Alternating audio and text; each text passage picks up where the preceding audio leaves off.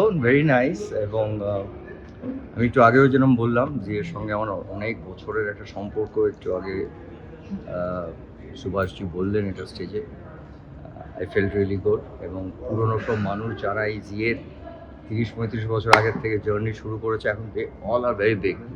তো হয় না, ছোটোর থেকে একটা পুরো গ্রুপ বড় হয়েছে আমার সঙ্গে, আমার সামনে। এরা প্রত্যেকে দারুণ দারুণ কাজ করেছে। মিতালিদির সঙ্গে দেখা হলো, মানে রবি ওঝাজির স্ত্রী, এদের বিশাল কন্ট্রিবিউশন আছে টেলিভিশনে। So it was a great evening.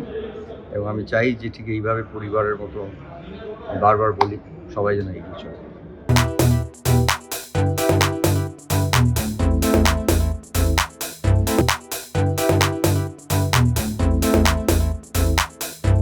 দেখা কেমন কাটলো একটু বলো। দারুণ সময় কাটলো, কারণ এসএল এর 100 বছর এবং এই এসএল এর সঙ্গে জড়িয়ে রয়েছে জি পরিবার, যেখানে আমাদের টেলিভিশন সিরিয়াল কখন নাম ছিল আলফা বাংলা, তারপর আস্তে আস্তে পাল্টেছে। এবং সেই পরিবারের সঙ্গে প্রথম থেকে আমাদের অভিনয়ের প্রথম ধাপ, থিয়েটারের পরে টেলিভিশনের আসা, সেক্ষেত্রে এই আলফা বাংলার সঙ্গে জড়ানো। আর সেই আলফা বাংলার যা হয় আর কি, এক আকাশের নিচে, সেই সিরিয়াল দিয়ে জার্নি শুরু। সেখানে মিতালি দিয়ে এসেছিলেন, যিনি লিখতেন, রবি ওঝার স্ত্রী। এই সিরিয়ালটা কিন্তু আমাদের পুরো বাংলা এন্টারটেনমেন্ট ইন্ডাস্ট্রি কেমনভাবে শর্ট টেক করতে, অর্থাৎ নির্মাণের পুরো পদ্ধতিটা সবাইকে নাড়িয়ে দিয়েছিল।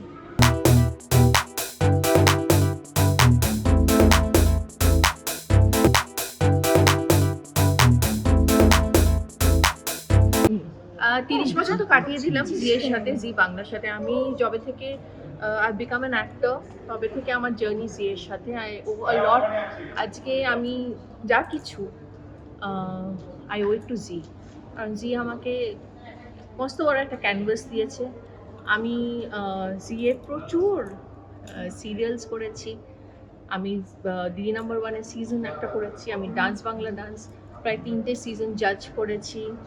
প্রচুর শোজ করেছি জিয়ের সঙ্গে over the period of 30 years. So G Bangla is actually আমার জন্য পরিবারের মতো।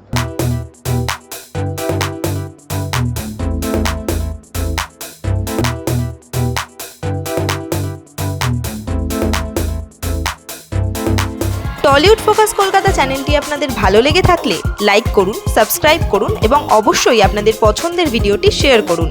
Tollywood focus Kolkata.